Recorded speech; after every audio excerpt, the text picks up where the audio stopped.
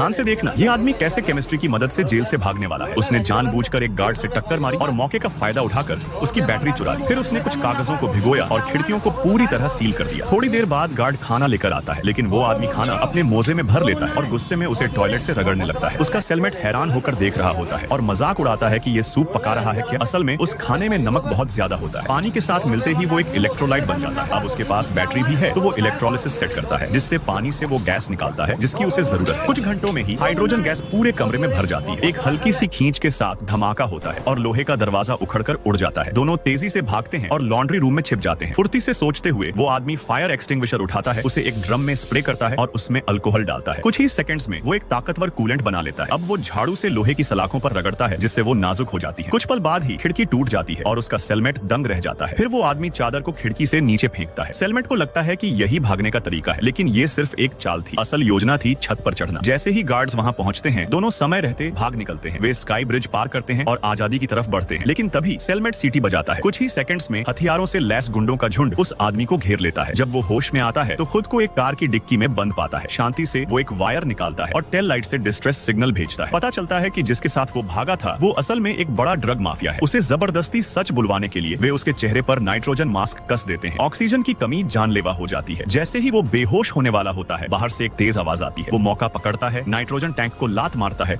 और कई गुंडों को बेहोश कर देता है। लेकिन जैसे ही वो पीछे मुड़ता है, ड्रग लॉर्ड उस पर गोल्डन पिस्टल ताने खड़ा होता है। उसी पल स्वॉट टीम अंदर घुसती है और उसे वक्त पर बचा लेती है। अगली बार जब वो दिखता है, उसकी असली पहचान सामने आती है। वो एक एलिट अंडरकवर एजेंट है जो ड्रग माफिया का भरोसा जीतने के लिए जेल में गया था। एक बार फिर वो कामयाब होता है और पुलिस की मदद से पूरे अपराध सिंडिकेट का सफाया कर देता है। लेकिन जब उसे जश्न मनाना चाहिए था, तब वो खुद को एक गुप्त कमरे में बंद पाता है। क्या इस बार भी वो भाग पाए?